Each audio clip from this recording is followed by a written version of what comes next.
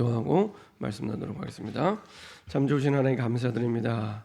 우리를 사도행전의 시간표 속에 인도하여 주심을 감사드립니다.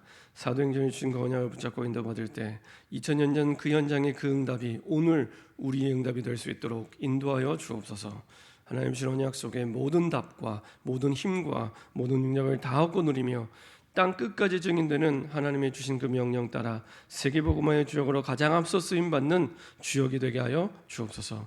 우리에게 하나님 주신 말씀 속에 있지 못하게 하는, 말씀이 답이 되지 못하게 하는 모든 불신앙과 흑암의 세력이 권세 있는 주 예수 그리스도의 능력의 이름으로 완전히 결박받고 떠나가게 하시고, 하나님 주신 말씀 속에 우리의 모든 답과 힘과 길을 찾는 새로운 시작이 되게 하여 주옵소서.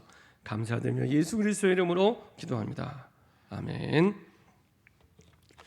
오늘 함께 나눌 말씀 제목은 유대인이 놓친 것을 가진 초대교회입니다. 유대인이 놓친 것을 가진 초대교회입니다. 우리 좌우에 계신 분들과 인사 한번 하겠습니다. 예수님은 그리스도이십니다. 우리 한 번 더 인사하겠습니다. 그리스도께서 모든 문제를 끝내셨습니다. 우리 한 번 더 인사하겠습니다. 세계복음화가 하나님의 유일한 소원입니다.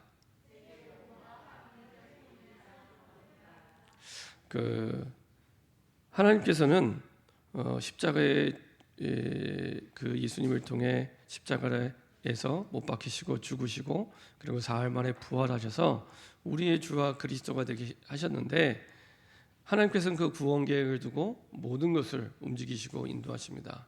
어느 정도로 하나님이 중요하게 생각하냐? 하나님의 계획은 하나밖에 없습니다. 우리는 계획이 여러 가지잖아요. 하나님의 계획은 하나밖에 없습니다. 구원 계획 하나밖에 없습니다.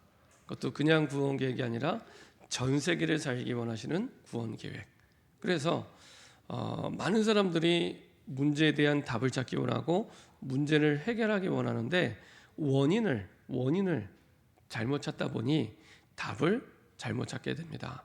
오늘 우리가 보았던 사도행전 11장 19절의 말씀을 잘 보면 그때의 스데반의 일로 일어난 환란으로 말미암아 이렇게 되어 있습니다.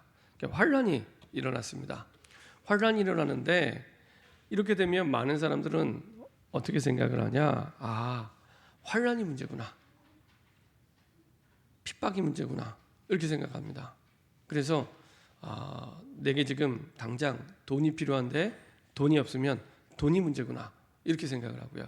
당장 우리 가족 가운데 누가 문제면 가족이 문제구나, 이렇게 생각을 합니다. 그러면 100% 틀린 원인을 찾게 돼서 정확한 답을 못 찾게 됩니다.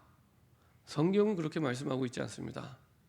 가장 쉽게 가장 정확하게 답을 찾을 수 있는 방향은요, 그 와 있는 문제를 그대로 두고 내 삶이 내 모든 삶의 방향이 세계복음화의 방향이 맞춰져서 내가 여정을 걸어가고 있는가, 그것을 점검하셔야 됩니다. 지금 와 있는 환란, 핍박, 문제가 원인이 아니고 내 삶이 하나님이 가지고 있는 유일한 계획, 다른 계획 없습니다. 하나님은 다른 계획 없습니다. 하나님은 세계복음화를 위한 구원 계획, 그거 말고 없습니다.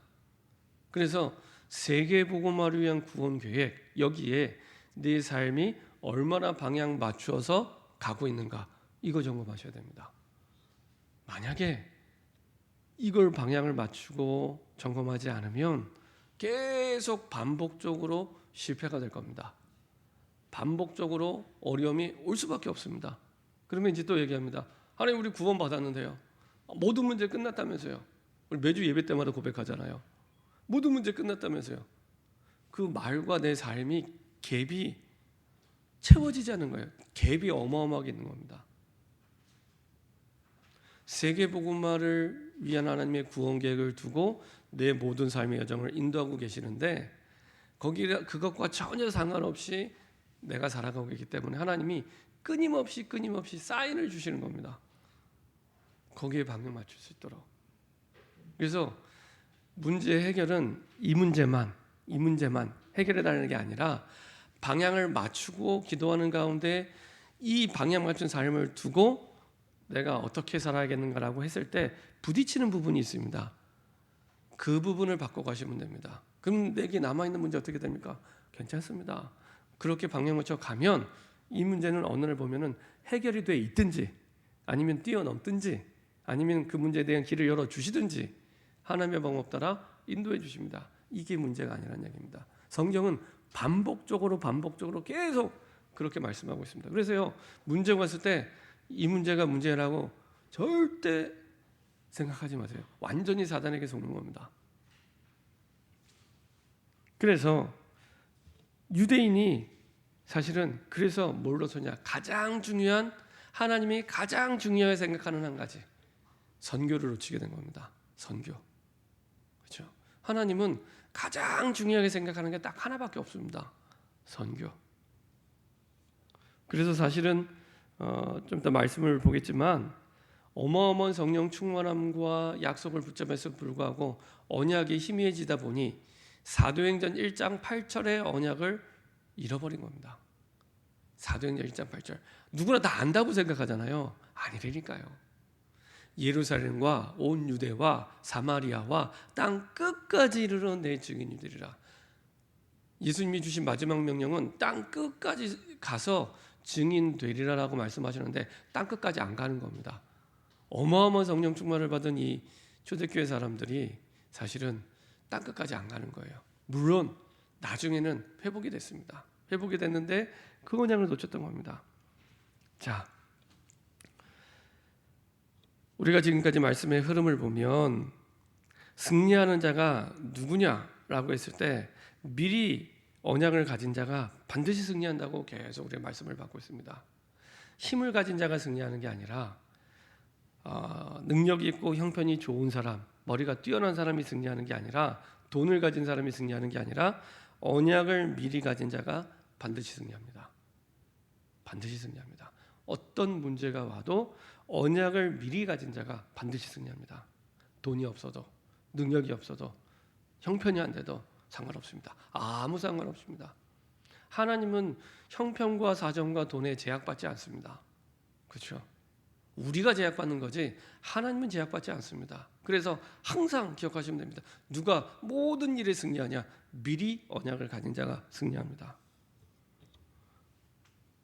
초대교회가 이 언약에 대한 답을 갖고 있었습니다. 영원 전부터 영원 후까지의 말씀을 가진 사람들이었습니다. 어마어마한 언약이죠. 그냥 말씀을 붙잡았다가 아닙니다. 영원 전부터 영원 후까지의 완전한 복음의 말씀을 붙잡은 사람입니다. 이 말씀을 우리 후대에게 전달한다? 이건 축복 중에 최고의 축복을 전달하는 겁니다.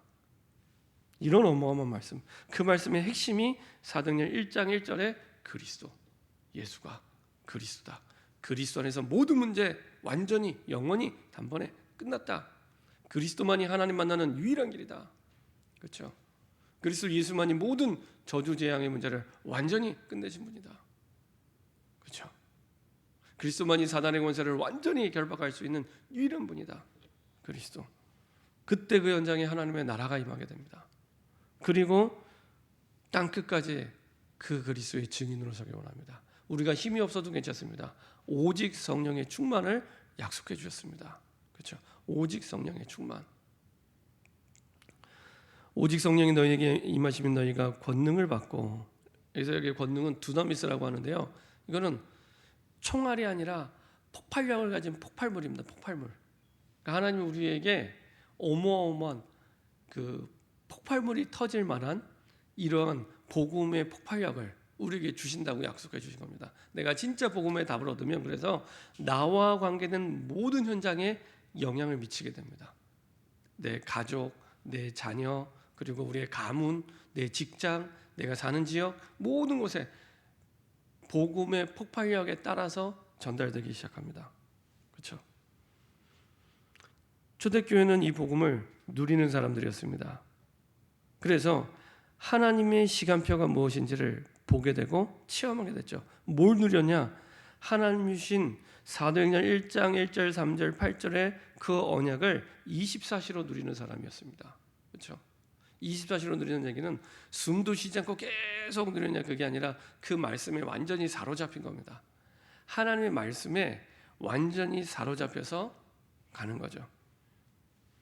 그때 우리의 한계를 넘어선 하나님의 응답이 나타나기 시작합니다. 다시 말하면 하나님의 능력 속으로 들어가게 됩니다. 그래서 내 한계, 내 문제, 내 연약한 부분이 아무 상관없다니까요. 아무 상관없습니다. 성경은 그거를 말하고 있지 않습니다. 무식해도 괜찮고 연약해도 괜찮고 모자라도 괜찮고 아무 상관없습니다. 하나님의 능력이 임하면 반드시 나를 넘어서서 영역과 지력과 체력과 경제력과 인력을 하나님 주십니다. 이유 있는 응답을 주십니다. 세계복음화해야 되니까. 그렇죠? 그래서 세계복음화를 감당했던 모든 나라는 전 세계에서 가장 앞서가는 나라가 됐습니다.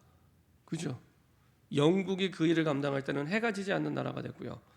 미국이 그 응답을 누릴 때는요, 미국이 가장 강대국이 됐고요. 지금도 가장 강하기도 하고요.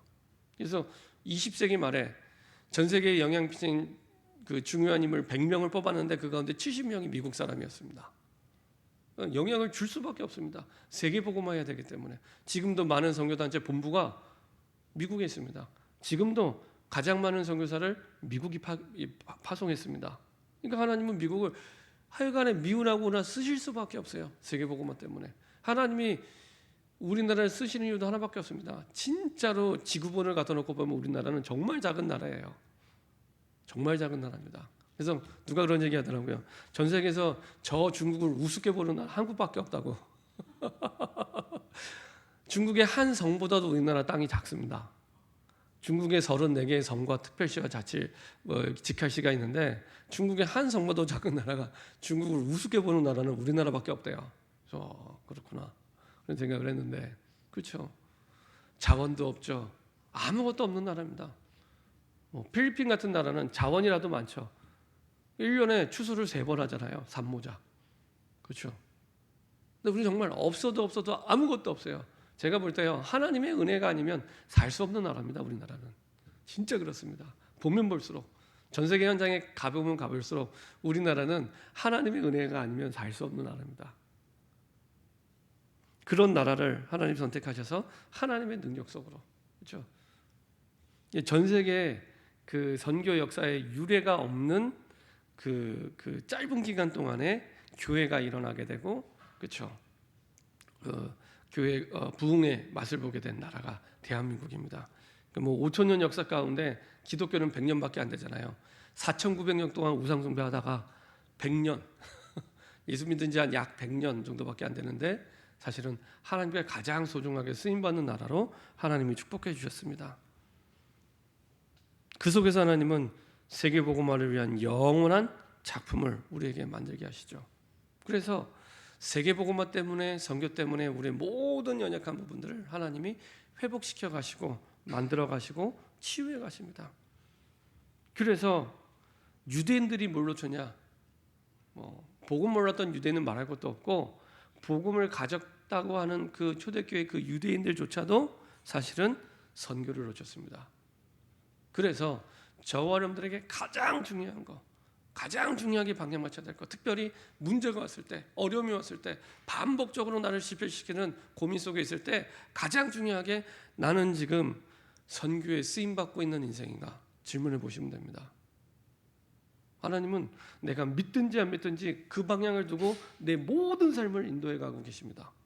내가 믿는다고 세계 선교하시는 게 아니고 내가 안 믿는다고 안 하시고 그런 거 없습니다. 내가 믿든지 안 믿든지, 믿으면 누리면서 가고 안 믿으면 누리면서 끌려가고 그 차이입니다. 그렇죠? 세계 선교를 두고 하나님이 나를 인도하고 계시는데, 그러면 우리 삶의 문제가 왔을 때 선교라는 것을 두고 우리 삶을 점검하시면 금방 답을 찾게 됩니다. 그렇죠? 그래서 우리가 사도행전 11장 19절에 환란, 스데반에 일어난 환란이 온 것처럼 보이지만 환란이 문제가 아닙니다. 나중에 뒤에 있는 말씀을 보면 알겠지만 환란이 문제가 아닙니다. 환란을 하나님이 막을 수 있었잖아요. 굳이 세계복음화인데 환란 없이 하면 얼마나 좋아요. 그렇죠? 문제 없이, 하나도 없이 그냥 좋게 하면 좋겠는데, 하나님은 우리에게 자유의지를 주셔서, 그렇죠? 우리가 스스로 선택하고 인도받을 수 있도록, 그래서 환란을 허락해 주셔서 그 속에서 하나님이 원하시는 뜻을 찾도록. 그래서 환란이 문제가 아닙니다. 앞부분에도 똑같은 부분이 계속 반복적으로 나옵니다. 사도행전 6장에 그 구제 문제가 생겼을 때도 마찬가지입니다. 그때도 말씀드렸던 대로 구제가 문제가 아닙니다. 나타난 현실은 구제가 문제인 게 맞습니다. 그렇죠? 나타난 현실은 구제가 문제가 맞고 핍박이 문제가 맞고 환란이 문제가 맞습니다. 그런데 그게 중요한 게 아닙니다. 거기엔 반드시 숨겨 있는 하나님의 계획과 뜻이 있습니다. 그래서 사도행전 6장 1절에서 7절까지의 말씀을 보면 문제 해결하는 방법이 나오게 됩니다. 우리가 문제를 만났을 때 문제를 해결하는 FM입니다. FM. 문제를 어떻게 해결해야 되냐? 사도가요, 하나님의 말씀을 제쳐놓고 공개를 일삼는 것이 마땅치 않다. 하나님의 말씀을 제쳐놨구나. 이게 문제의 원인이구나. 그렇죠? 구제가 문제의 원인이 아니라 하나님의 말씀을 제쳐놓은 겁니다. 그래서 선교를 붙잡지 못한 겁니다. 그러면 우리 삶도 똑같습니다. 내가 여러 가지 문제가 와 있잖아요. 그게 문제가 아닐까요? 하나님의 말씀을 제쳐놓은 겁니다. 하나님보다 다른 걸 우선순위로 두고 다른 걸 목적으로 두고 뭔가를 계속 해온 거예요. 그게 문제입니다. 그렇죠? 그래서 사도들이 제대로 깨달았죠. 하나님의 말씀을 제쳐놓고 그리고 나서 오로지 기도하는 이가 말씀 사역에 힘쓰리라. 그랬을 때 나중에 허다한 제사장의 무리가 이도에 복종하고 하나님의 말씀이 왕성하여지고 제자들이 많이 일어나고 이런 응답들이 나타나게 됩니다. 그 어디에도 구제가 공평하게 되었더라 이런 말이 없습니다. 그죠? 구제 문제가 아니라 진짜 문제면 답도 구제가 공평하게 되었더라 이렇게 결론이 나야 되는데 그런 말이 없습니다. 그런 말은 온데간데 없습니다. 마찬가지로 오늘도 환란이 일어났는데 나중에 보시면 알겠지만 11장 마지막 절에도 환란이 해결됐더라. 환란 속에서 환란이 끝났더라 이런 말 없습니다. 그렇죠? 환란이 일어난 건 있는데 환란이 잘 끝났더라 없어졌더라 이런 말 없습니다. 그 말은 환란이 문제가 아니란 얘기입니다. 지금 내게 와 있는 내가 구원을 받았다면 불신자는 얘기가 다릅니다. 내가 구원을 받았다면 나에게 와 있는 그 문제가 아니란 얘기입니다. 환란을 주신 목적은 딱 하나입니다. 선교를 깨닫게 하기 위해서. 그러면 진짜 내 삶과 인생이 선교를 두고 거기에 내가 얼마나 어떻게 쓰임받고 있는가 이걸 점검하셔야 됩니다. 이걸 확인하면 거기에 맞춰서 내가 인도받을 때 하나하나 거기에 맞는 인생으로 바꿔가시고 인도받게 하십니다. 그럼 나머지 내가 문제라고 생각했던 그건 어떻게 됩니까? 경제 문제, 자녀 문제, 가족 문제, 직업 문제, 미래 문제 그거는요 따라서 해결이 되게 됩니다. 신기하게 놀랍게 따라서 해결이 되게 됩니다. 그게 문제가 아니라는 얘기입니다. 제가 전에 목사님들 모임에 갔는데 이제 60이 넘으신 목사님이 한번 그 얘기 하시더라고요. 배가 많이 한 36 이상 나오셨는데 배가 홀쭉해지셨어요. 청년의 몸매가 돼서 나타나셨어요. 그래서 제가 여쭤봤죠. 목사님 어떻게 이렇게 배가 홀쭉해 들어가고 청년이 되셨냐고. 60이 넘으셨습니다. 그랬더니 이제 씩 웃으면서 그 비밀을 가르쳐 줄게 이러면서 얘기를 해주시더라고요. 잘 들었죠. 뭐라고 말씀하시냐면 내가 뱃살을 빼려고 이것저것 다 해보셨대요. 다 해보셨는데 안 되더래요. 그러다가 아주 효과적인 걸 발견했대요. 그래서 제가 이제 솔깃해서 그게 뭡니까? 했더니 턱걸이라면서. 턱걸이가 뱃살 빼는데 아주 가성비가 좋다 그러더라고요. 단기간에 확실하게 빠진대요. 와, 그렇구나. 그래서 제가 이제 그 턱걸이를 해보려고 여기 파랑새 공원에 가면은 턱걸이가 있습니다. 그래서 제가 해보려고 이게 딱 잡았거든요. 한 개가 안 돼요. 제가 그래도 학교 다닐 때는 만점이었습니다만 옛날에 체력장이 있었잖아요. 그때 이제 만점이었습니다. 턱걸이 25개, 30개 했습니다. 믿지 않으시겠지만 25개, 30개를 했는데 그때는 뭐 막 배에 막 식스팩에 막 이런 게 있었는데 여튼 이게 한 개가 안 되더라고요. 그래서 이거 해야 되는데 어떻게 하면 좋을까? 일단은 그 목사님은 뭐 이게 잘 하는 방법은 안 알려주세요. 그냥 턱걸이가 효과적이더라 그 얘기까지만 하시더라고요. 그래서 제가 찾아봤죠. 정보하시대잖아요. 근데 쉽게 하는 방법이 있더라고요. 참 유튜브를 봤더니 거기에 턱걸이 트레이너가 턱걸이 쉽게 하는 방법 해서 딱 올려놨습니다. 그래서 이렇게 하면 되겠구나. 제가 답을 찾았습니다.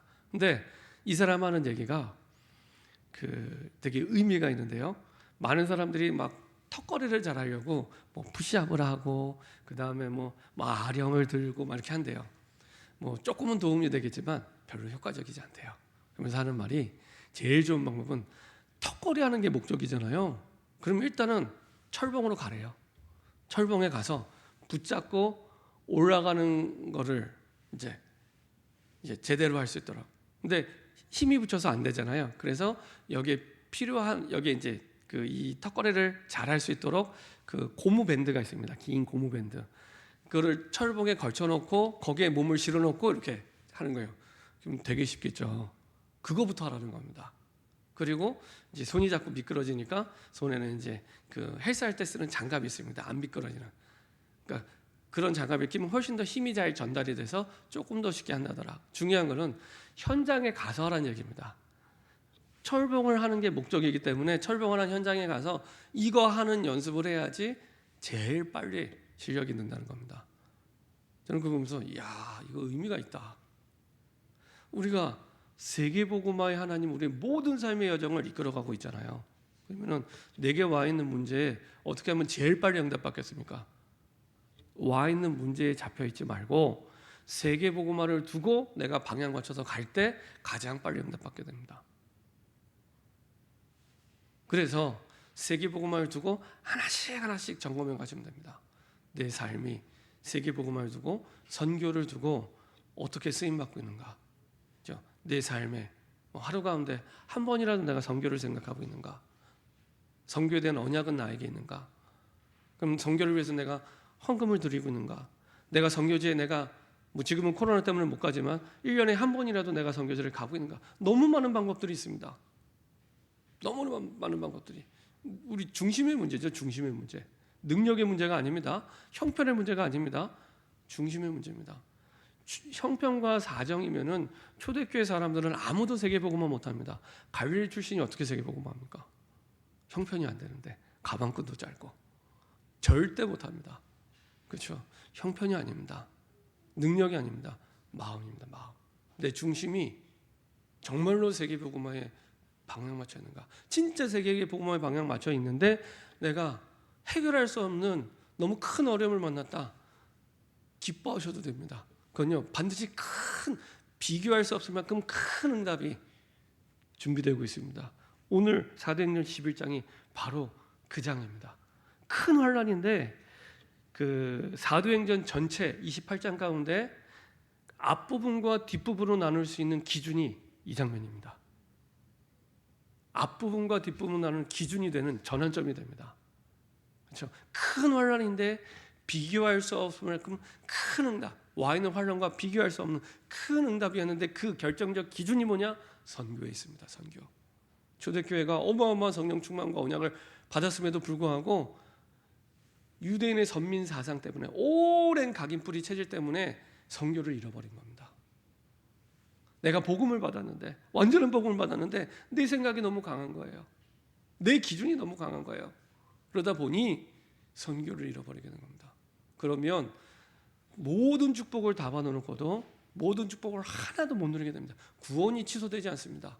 구원은 이미 받았으니까. 근데 이 땅을 살면서 하나님은 세계복음화의 모든 응답과 능력을 다 주시기로 약속해 주셨는데 그걸 하나도 못 누린 겁니다. 그래서 구원받고 나서도 내 힘으로 살아야 돼요. 내 능력으로 살아야 돼요. 그래서 모든 문제가 해결될 것 같으면 그렇게 사시면 됩니다. 근데 그렇지 않습니다. 반드시 한계에 부딪히게 됩니다. 반복적인 어려움에 부딪히게 됩니다. 왜냐? 방향이 하나님의 유일한 게 선교에 맞춰지지 않기 때문에. 그렇죠? 딱 거기에 찍어두고 내 삶을 하나하나 점검해 가고 거기에 맞춰서 갱신해 갈 때 가장 정확한 응답소로 들어가게 됩니다. 그래서 선교를 놓쳤기 때문에 노예가 되고 포로되고 속국이 되고요. 그래서 다시 선교를 회복한 초대교회가 됐죠. 그래서 사도행전 2장 9절부터 11절을 보면은요. 초청하지도 않았는데 15나라가 오게 되고요.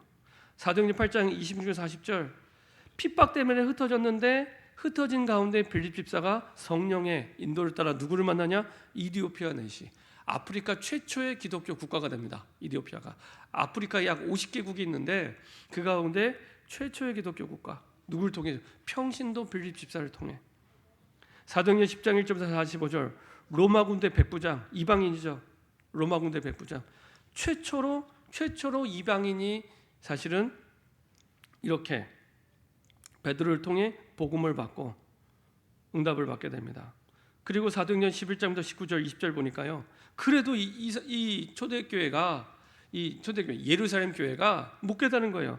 핍박을 받고 흩어지면서 그리고 환난을 받고 흩어지면서 선교의 방향 맞추도록 계속 말씀하고 계시는데 그래도 못 깨닫는 거예요. 그래서 오늘 보던 19절에 그때 스데반의 일로 일어난 환난으로 말미암아 흩어진 자들이 베니게와 구브로와 안디옥까지 이르러 유대인에게만 말씀을 전하는데 이러면 안 되잖아요. 유대인에게만, 성경이 얼마나 정확한지 유대인에게만 말씀을 전하는데 사도행전 1장 8절의 언약이 희미해졌다는 겁니다. 그래서 유대인에게만 말씀을 전한 겁니다. 그리고 감사하게도 그 중에 몇 사람, 구브로와 구레네 몇 사람이 안디옥에 이르러 헬라인에게도 말하여 주 예수를 전파하니. 이제 소발의 쥐밟기식으로 깨달은 겁니다. 소발의 쥐밟기식으로. 그러니까 그 가운데 몇 사람이 이방인에게도, 드디어 헬라인에게도 주 예수를 전파하니. 이게 사도행전 1장 8절의 그 언약이 성취되는 현장이었습니다. 이게요, 이때부터 그 뒤에 우리가 잊지 않았지만 완전히 응답이 달라지게 됩니다. 21절부터 26절까지 보면요, 눈에 안 보이는 응답의 완전히 전환점이 됩니다. 아까 말씀드렸죠. 사도행전을 크게 두 부분으로 나누면 딱 사도행전 11장 19절에서 나눠지게 됩니다. 이때부터 드디어 안디옥 교회에서 이방인들이 복음을 받으면서 사실은 안디옥 교회가 시작이 되기 시작하고요. 그리고 주의 손이 그들과 함께 하심에 이렇게 얘기하고요. 23절에는 하나님의 은혜를 보고 이렇게 말씀하고 있고요. 24절에는 큰 무리의 제자가 주께 더하여지더라. 드디어 이때 준비된 바나바와 사울이 이제는 이 안디옥 현장으로 파송되게 됩니다. 그래서 둘이 교회 1년간 모여 큰 무리를 가르쳤고 교회가 됩니다. 드디어 지난주에 봤던 27절부터 30절에 보면은 사실적인 경제 축복이 이때 진짜 경제 축복이 일어나게 됩니다. 천하의 큰 흉년이 들었는데 흉년과 상관없이 안디옥 교회가 예루살렘 교회를 돕습니다. 그렇죠? 하나님이 주신 선교의 방향 맞추면 모든 응답이 다 따라옵니다. 모든 응답이. 그래서 와 있는 문제에 집착하지 말고 그거 문제 아니라니까요. 그거 문제 아닙니다. 선교의 방향을 딱 두고 결단하고 거기에 맞춰서 내 삶을 점검할 때 진짜 응답이 시작이 됩니다. 자, 그리고 사도행전 13장 1절에 안디옥 교회 중요한 구성원들이 이제 이방인들로 딱 세워지게 되죠. 이 유대인들에게는 있을 수 없는 일입니다. 그렇죠? 그리고 드디어 237을 세계복음화를 회복한 초대교회입니다. 그래서 사도행전 13장 1절부터 4절에 보면 최초로 이방 선교를 위해 시작한 교회가 탄생이 됩니다. 안디옥 교회. 그렇죠? 사도행전 16장 6절부터 10절 보니까 어느 정도로 이게 어마어마한 응답이냐? 유럽과 세계의 역사를 바꿔놨습니다. 유럽과 이때 사도행전 16장 6절 10절 바울 팀이 선교를 어디로 가느냐에 따라서 세계사가 바뀌게 됩니다. 세계사가 바뀌었습니다. 그래서 유럽 마게도니아를 향해서 마게도니아 첫성 빌보 지역에 복음이 증거되면서 이제는 유럽 쪽에 복음이 증거되게 되죠. 유럽과 세계의 역사를 바꿔놨고요. 사도행전 19장 1절부터 7절 드디어 3차 전도 여행에서 에베소 지역에 가게 됩니다. 그리고 그 응답과 확신을 가지고 사도행전 19장 21절 내가 로마도 보아야 하리라, 23장 11절 20장 24절 내가 가이사 앞에 서야 하리라, 아무도 막을 수 없는 절대 선교의 축복 속으로 들어가게 됩니다. 그래서 바울은요, 부르심 받을 때부터 끝까지 선교를 놓치지 않고 가게 됩니다. 이게 처음 예루살렘 교회와 안디옥 교회의 차이입니다. 그래서 사실은 사도행전 19장 11장 이후로는요, 사도행전 마지막 부분까지 예루살렘 교회가 거의 등장하지 않습니다. 그래서 제가 지난주 우리 오후 예배 때 우리 선교사님 기도 제목과 말씀과 또 보고를 듣게 되는데, 그러면서 서두에 그런 말씀을 드렸습니다. 저와 여러분들이 가장 복된 인생이 어떤 인생이냐? 하나님께 끝까지 쓰임받는 인생입니다. 근데 끝까지 쓰임받는 인생은 하나밖에 없습니다. 저와 여러분들의 삶이 선교의 방향 맞춰져 있을 때, 내 인생의 결론은 선교다, 딱 방향 맞춰서 갈 때, 그때 끝까지 쓰임받는 인생이 됩니다. 우리 교회가 하나님께 끝까지 쓰임받는 교회가 되려면 딴 거 없습니다. 세계복음화, 그 선교에 딱 방향 맞추고 갈 때 끝까지 주님 오시는 그날까지 쓰임받는 교회가 되는 겁니다. 우리 후대가 가장 복되는 인생으로, 가장 중요하게 끝까지 쓰임받는 인생을 어떻게 하느냐, 딱 선교에 방향 맞춰서 갈 수 있도록 키우시면 됩니다. 그래서 세계복음화 예수제자, 기가 막힌 기도 제목입니다. 세계복음화 예수제자. 그렇죠? 결론입니다. 우리 디모데전서 2장 4절 보도록 하겠습니다.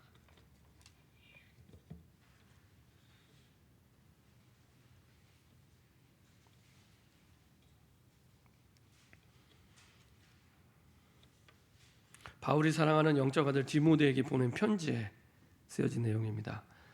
디모데전서 2장 4절 같이 한 목소리로 합독하겠습니다. 하나님은 모든 사람이 구원을 받으며 진리를 아는 데 이르기를 원하시는지라. 그렇죠? 하나님은 모든 사람이, 예외되는 사람이 없습니다. 백인이든지 흑인인지 유대인인지 뭐 저런발이든지 장애우든지 아무 상관없습니다. 모든 사람이 구원을 받으며, 내가 좋아하는 사람이든 싫어하는 사람 아무 상관없습니다. 모든 사람이 구원을 받으며 진리를 아는 데 이르기를 원하신자, 복음을 아는 데 이르기를 원하신자. 그래서요, 우리가 보통 세계복음화 하잖아요. 세계복음화는 모든 사람이 예수님을 영접한 게 아닙니다. 세계복음화는 모든 사람이 복음을 들었을 때, 그게 세계복음화입니다. 그러니까 믿고 안 믿고는 하나님 손에 달려 있고요. 그래서 모든 사람을 구원에 이르도록 거기에 방향 맞춰서 인도받을 때 인생의 전환점이 되고 새로운 시작이 됩니다. 지금이 그 시간표입니다. 코로나 때문에 우리가 비대면으로 예배를 드리고 또 여러 가지로 많은 활동이 제약받은 이때가 정말로 하나님 앞에서 저분들의 인생이 어떻게 새로운 시작이 되어야 될지 정리하는 시간표입니다. 그래서 하나님의 말씀으로 나를 편집하시면 됩니다. 하나님의 말씀으로. 사도행전 1장 1절, 3절, 8절에 그 절대 언약 속에서 내 삶이 편집되면 됩니다. 그래서 내게 와 있는 문제를 두고 하나님의 말씀의 흐름 속에서 쭉 말씀을 쭉 모아보세요. 말씀의 흐름 속에서 쭉 들어보세요. 그걸 보고 말씀의 편집이라고 합니다. 편집. 그래서 내게 와 있는 문제, 예를 들면 뭐 경제 문제가 와 있다. 그럼 하나님, 경제 문제를 두고 어떻게 내가 인도받았으면 좋겠습니다. 이걸 쭉 말씀을 모아보세요. 주일 강단 말씀, 오후 예배 말씀, 토요일 날 산업선교, 핵심, 전도와 그 전 주간의 훈련 메시지를 쭉 한번, 그 속에서요 답이 나오기 시작합니다. 내게 맞는 것과 안 맞았던 부분들이 나오기 시작합니다. 맞는 부분은 붙잡으면 되고요, 안 맞는 부분은 내가 갱신할 부분이구나, 이 부분을 내가 놓쳤구나 확인하게 됩니다. 그러면서 한 권의 책이 편집을 통해 나오는 것처럼 내 삶이 편집되기 시작합니다. 그렇죠? 무엇으로요? 하나님의 말씀으로. 그리고 그 말씀 가지고 내가 여호와를 향한 집중이 될 때 진짜 기도가 시작이 됩니다. 내 삶의 기도가 편집이 되는 거죠. 이미 하나님 주신 기도 제목 가지고 기도가 편집되는 시간입니다. 그래서 사도행전 1장 4절에 예루살렘을 떠나지 말고 아버지의 약속하신 것을 기다리라. 기다리는 시간이 필요합니다. 대부분이 조급해서 못 기다려요. 뭐가 바쁜지 늘 분주하고 바빠요. 그래서 기다리지 못해요. 이제는 멈추고 스탑, 멈추고 기다리는 시간이 필요합니다. 그래서 기도는 남는 시간에 하는 게 아닙니다. 중요하게 시간을 내서 하셔야 됩니다. 그게 우리 중심입니다. 남는 시간에 하면은 절대 못합니다. 안 되더라고요. 그는 내 인생의 가치에서도 우선순위에서 밀린 거죠. 그래서 여러분들의 생사 화복이 하나님 손에 달렸다면 가장 중요한 1순위는 기도 시간입니다. 그렇죠? 내 노력이나 내 손에 달린 게 아니라 하나님의 손에 달린 게 맞다면, 그렇죠? 기도 시간이 제 1순위입니다. 가장 중요한 시간에, 그렇죠? 기도하는 것, 여호와를 향하여 내가 집중할 때. 사도행전 1장 12절 14절, 이제는 그 사람들이 모여서 집중했죠. 오로지 기도를 했습니다. 오로지 기도. 그렇죠? 남는 시간에 기도한 게 아닙니다. 그리고 그 속에서 드디어 진짜 응답받는 세계복음화의 경제, 나의 업이 편집되게 됩니다. 이 속에서 내 업이 나와야 되고, 이 속에서 진짜 빛의 경제가 나오게 되는 겁니다. 그렇죠? 대부분은 이것만 생각하잖아요. 그래서 어려운 겁니다. 조금만 하나님의 말씀이 편집이 돼서 그 속에서 나와야 됩니다. 그래야 제대로 가게 되고 바르게 가게 되고 끝까지 가고, 절대 늦은 거 아닙니다. 이렇게 하면 좀 늦게 갈 것 같잖아요. 조급해서 자꾸만 앞에 거 다 생략하고 1번, 2번 생각하고 3번만 생각하거든요. 그래서 어려운 겁니다. 순서가 바뀌면 안 됩니다. 내가 급하다고 빨리 가는 게 아닙니다. 하나님의 시간표 정해져 있습니다. 그렇기 때문에 하나님의 말씀이 내 삶에 편집될 때 가장 바르게 그리고 가장 빠르게 하나님의 응답을 주게 됩니다. 왜냐? 초대교회도요, 성령 충만 받는데 약 열흘밖에 걸리지 않았습니다. 세계복음화가 시급하기 때문에 시간이 오래 걸리지 않습니다. 오늘부터라도 내가 딱 결단합니다. 하나님, 오늘부터라도 내 삶이 사도행전의 전환점이 됐던 이 사도행전 11장에 있는 말씀대로 내 삶의 방향이 오늘부터 세계복음화, 그 세계선교에 딱 결론을 두고 내가 하루하루의 삶을 시작하게 하여 주옵소서. 그러시면 됩니다. 그러면 나머지 부분들은 그 속에서 다 하나님의 응답 속으로 인도받게 됩니다. 이렇게 응답을 받는 저와 여러분 되기를 소원합니다. 기도하겠습니다. 하나님 감사드립니다. 유대인이 놓친 그 선교, 그걸 놓치지 않도록 우리 삶의 새로운 시작이 되게 하여 주옵소서. 우리 삶의 기준이 되게 하시고 모든 것이 되게 하시고 삶의 목적이 되게 하시고 사실은 유일한 하나님의 소원, 내 소원이 될 수 있도록 인도하여 주옵소서. 선교의 모든 걸 맞추고 내 삶을 점검하게 하시고 거기에 방향 맞춰 새로운 시작과 갱신과 전환점이 될 수 있도록 축복하여 주옵소서. 감사드리며 주 예수 그리스도의 이름으로 기도합니다. 아멘.